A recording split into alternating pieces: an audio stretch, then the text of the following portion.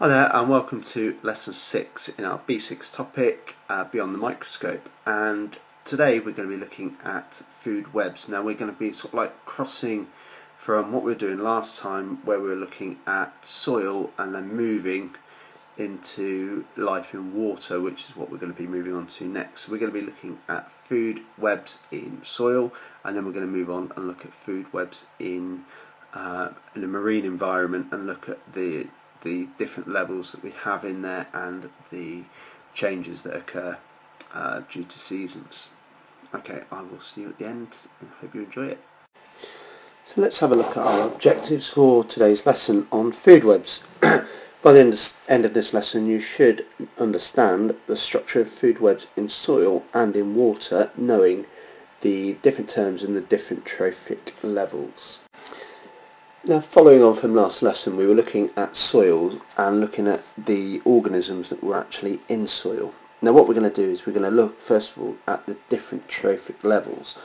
Now we'll first of all look at a complete food web. Now here we can see all the different trophic levels. Now what we're going to do is we're going to go through and look at how we get these different levels.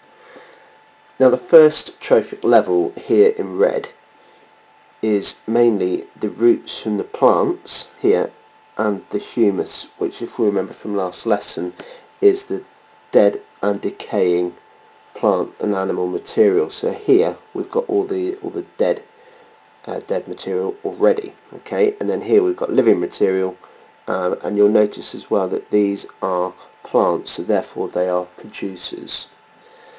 Now here we've got the first and second trophic levels. Now here we've got a variety of different organisms. We've got here some nematode worms and some wire worms. Okay, you can see here that these are really quite small, very microscopic. We've also got slugs here, and we've got some fungi and some bacteria. Now when we add in our third trophic level, you can see that some of the second trophic level are actually consumed by the third trophic level. So here we've got a beetle, we've got a centipede, we've got another nematode, and then we've got here a protozoa. Now when we add in our fourth trophic level, we can see what is consumed by what. So you've got the bird here, which will consume the slug and the beetle, and then you've got the mole here, which will consume the nematodes, the centipede, and also the beetles. Now one of the things we need to consider is the energy level that changes when you go from one trophic level up to the next. Now here all the energy in this trophic level comes through the sun, through photosynthesis.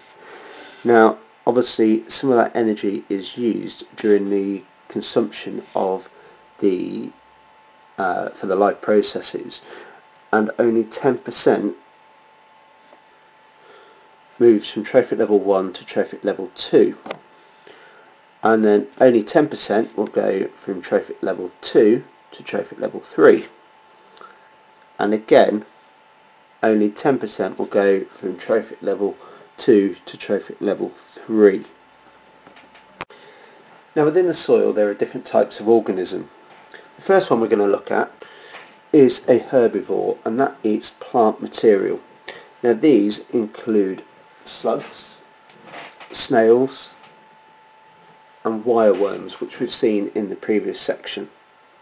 The second are detritivores, and these eat dead material and form humus from it. Now these include earthworms, millipedes, centipedes, and so on. Now the third type of organism is a decomposer, and these are normally microorganisms such as the protozoa, the fungi, the bacteria, and they normally break down the dead material from the humus into more usable compounds such as the nitrates and phosphates. Now the final one are the carnivores, and these eat other animals. Now examples of these, as we've seen, include the birds, the moles, the beetles, and they feed on the meat of the other organisms. Now, one of the things you need to be aware of is that, as we saw in our food web, some of the organisms can go into two of the different trophic levels. So you've got the nematode here that's in trophic level 2 and 3. You've also got the bird here, which can go in trophic level 3 and 4 because it eats the slug, also the beetle. So you need to be aware that they can be in various different stages of the food web. Now, marine food webs follow the same basic principles as the soil food web. They start off with something called a producer, which in this case is known as phytoplankton. Now, the phytoplankton mainly feeds on sugars which it makes via photosynthesis, and that relies on temperature, light intensity and the availability of nitrates and phosphates. Now, we'll have a look in a little bit later about how they actually change their numbers during different seasons. Now, the second trophic level is where the first consumers or primary consumers are. Now, here we've got the phytoplankton, which are consumed by other microscopic organisms known as zooplankton or zooplankton.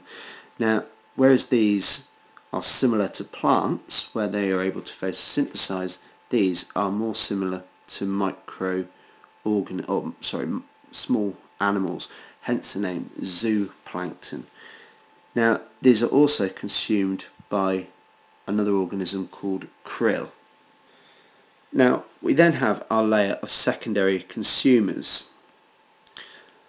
Now, the secondary consumers such as penguin, cod and squid are able to feed on the primary consumers here. So we've got the krill, which is eaten by the cod and the penguin, and then we've got the zooplankton, which is consumed by the cod and the squid. Now, when we add in our tertiary or third consumer on our fourth trophic level, we end up with a seal, which the seal eats the penguins and it can eat the squid. Now, our fourth consumer, sometimes referred to as a top consumer, is our killer whale, and the killer whale can actually consume the tertiary consumer, and it can consume the secondary consumers of squid and penguins as well. So we can actually see that we can get some quite complex food chains and food webs in this environment.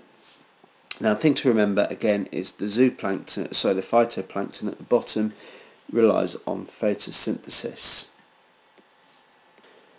Now, again, we need to remember that the energy for the phytoplankton at the bottom here comes from the sunlight, and it's that process of photosynthesis that allows the energy to transfer from here up to the herbivores, and then that again can pass energy up through the various different levels until all the energy here for the killer whale has actually come from the plankton at the bottom. However, some food chains do rely on something called marine snow. Now, marine snow is the falling detritus, so the decaying organic material in the upper layers that falls down to the lower organism or the lower levels of the sea environment. Now, organisms lower down can feed off of that decomposing material. Now, the other thing to remember as well is that there are some food chains that don't rely on sunlight at all. Now, some bacteria can exist in the depths of volcanic vents where there's absolutely zero light, and they can produce carbohydrate using energy from chemical reactions involving sulfur compounds. And these are some of the things that scientists actually look at to focus on whether there could be life on other planets that there are organisms that don't require photosynthesis and light, particularly from the sun. Now we can see how the seasons can change the amount of plankton that's in the sea at various different times. Now here we've got a pyramid of biomass. Now the pyramid of biomass, as we've talked about before, bio means living and mass means the amount of material that there are. Now you can see here that the phytoplankton at the bottom has a large biomass, and then the zooplankton at the top has a considerably lower amount. Now this is purely because it's summertime, and during the summer the phytoplankton is able to photosynthesize, and obviously with more photosynthesis there is going to be an increase in population.